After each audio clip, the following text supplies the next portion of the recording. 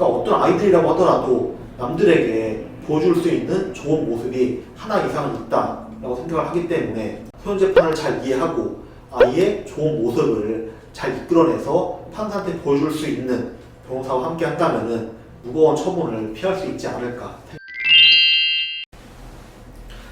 안녕하세요. 법률사무소 대표변호사 최석호입니다. 오늘은 소년 재판에 있어서 굉장히 성공했던 사례를 하나 소개해드리고 어떻게 방어 전략을 세웠는지에 대해서 이야기를 해보려고 합니다.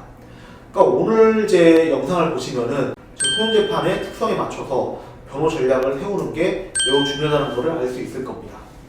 그러니까 이번 사건의 의뢰인은 중학교 3학년 남학생인데요. 평소에 좀 나쁜 친구들하고 어울리면서 비행을 하던 중에 아파트 단지에서 밤중에 그 조경용 잔디에 불을 붙여가지고 처벌을 받게 되었습니다.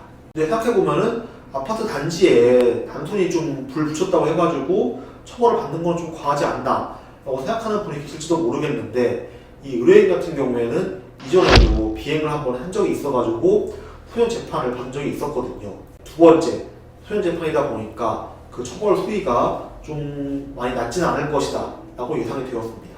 이전 영상에서도 설명을 드렸지만은 소년 재판 같은 경우에는 형사재판과는 다르게 범죄자를 처벌하는 것보다는 그 대상 소년의 교화에 더 큰 비중을 두고 진행이 되고 있습니다.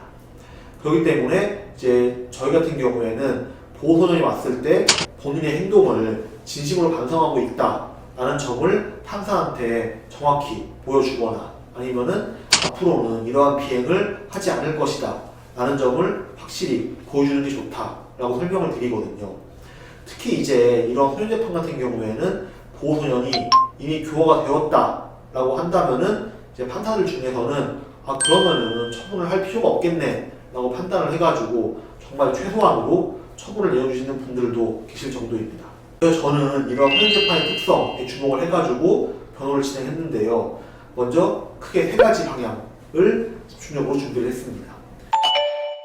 첫 번째로는 이제 보호소년이 지금까지의 행동을 진심으로 반성하고 있다. 그리고 두 번째로는 같은 행동을 반복하지 않을 것임을 분명히 보여줄 수 있는 자료를 모아달라고 했고요. 그 다음에 세 번째로는 이제 보호소년이 새로운 삶을 살기 위해서 열심히 노력하고 있다는 점을 판사에게 보여줄 수 있는 자료를 모아보려고 했습니다. 첫 번째로 보호소년이 반성을 하고 있다는 점에 대해서는 보호소년이 작성한 반성문, 그리고 보호소년의 부모님이 써준 탄원서를 확보를 했고요. 그 다음에 보호소년이 방화했던 아파트 단지의 관리사무소에 부탁을 해가지고 이제 보호소년이 자기들한테 진심으로 사과를 했으니까 처벌을 하지 말아달라라는 처벌 불원서를 확보할 수 있었습니다. 사실 이제 이러한 처벌 불원서는 좀 받아내기가 많이 힘듭니다. 왜냐하면은 관리사무소 쪽에서는 자기들 도장이 찍혀나가는 서류인 만큼 이러한 서류를 작성하는데 좀 소극적이거든요. 근데 그럼에도 불구하고 이 사건에서는 변호사인 제가 직접 관리사무소에 찾아가가지고 관리사무소장 그리고 입주자 대표 회의에 그 주민 대표 분들을 만나가지고 좀 진심으로 설득을 했고요. 이분들을 마음이 움직여서 이제 보호소년이 진심으로 와가지고 사과를 하는 거를 조건으로 이러한 서류를 받아낼 수 있었습니다. 그다음에 두 번째로 이제 더 이상 비행을 하지 않을 것이라는 점은 이제 의뢰인 즉 보호소년이 현재 진행하고 있는 시술이나 치료를 증거로 삼을 수 있었습니다. 그러니까 보호소년 같은 경우에는 교육청에서 지원해주는 그 심리 상담 과정을 거치고 있었고요. 특히 이제 본인 몸에 있던 문신을 지우는 시술을 진행하고 있는 상황이었습니다. 그렇기 때문에 이런 심리 상담 결과지 그리고 문신 제거 시술을 받았다는 진단서를 받아가지고 법원에 제출을 하면서 이제 보호소년이 문신도 지우고 심리 상담도 받으면서 앞으로는 비행을 하지 않으려고 의지가 강합니다. 이러한 점을 보여줄 수 있었습니다. 세 번째, 마지막으로 의뢰인의 교화가 이루어졌다라는 점에 대해서는 평소 생활에서 그 단서를 찾았습니다. 그러니까 보호소년 같은 경우에는 중학교를 자퇴하긴 했는데 고등학교를 가기 위해서 검정고시를 준비하겠다라고 말한 거를 제가 예전에 그 보호소년의 부모님한테서 얼핏 들은 적이 있습니다.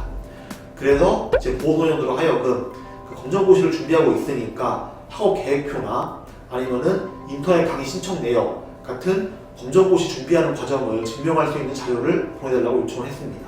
보호소년이 한창 혈기가 넘치는 중학교 3학년이다 보니까 이제 보호소년과 이야기를 나누던 중에 최근에 야구를 좀 하고 있다. 그래서 이제 야구를 하고 있다라는 점을 듣고 이제 보호소년한테 좀 더 자세히 물어보니까 그 학교 클럽에서 야구를 하고 있고 또 전국대회를 나갔는데 아쉽게 탈락을 했다라는 얘기를 하더라고요. 근데 이제 이런 전국대회를 나가려고 한다면은 이제 리틀 야구협회에 선수 등록을 해야 되거든요. 저는 그 리틀 야구협회에다가 이제 우리 보호소년이 선수로 등록이 되어 있는지 그리고 전국대회에 어떤 대회에 참가를 했는지 확인서를 요청을 했고요. 그 나중에 협회로부터 그 선수 등록 증명서와 전국대회 출장 증명서까지 받아가지고 법원에 제출할 수 있었습니다. 경우에 따라서는 이러한 자료가 무슨 의미가 있나? 이제 보호소년은 지금 검정고시를 준비하고 야구를 열심히 하고 있기 때문에 비행을 저지를 시간도 없고 비행을 저지를 생각도 없습니다 라고 할 수 있다는 거죠. 그 지정된 기일에 출석을 했을 때 판사는 보호소년한테 야구팀에서 무슨 포지션이에요? 라고 물어보는 등 굉장히 훈훈한 분위기에서 재판이 진행이 되었습니다.